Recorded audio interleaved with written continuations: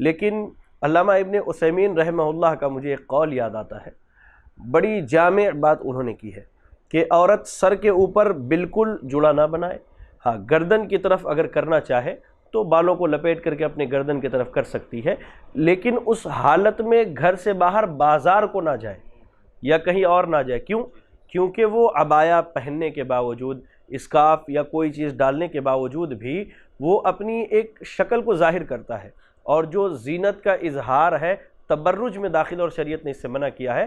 ہاں اپنے بالوں میں چوٹی نارمل ڈال لے، اس کے بعد باہر جائے تو اس میں کوئی حرج اور قباحت کی بات نہیں ہے۔ اور میں کہوں تو معذرت کے ساتھ آج اکثر و بیشتر مسلم معاشرے میں خواتین کی یہی حالت ہے کہ وہ گردن کے پاس بالوں کو جمع کرنے کے بعد یا سر کے بیچ میں یا سر کے تھوڑا دائیں بائیں اور اسکارف وغیرہ اتنا ٹائٹ باندھتی ہیں کہ وہ بالکل اونٹ کے کوہان کی طرح ہو جاتا ہے۔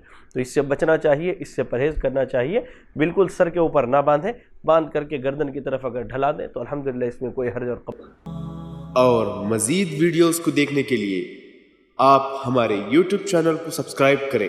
فجزاکم اللہ خیرا۔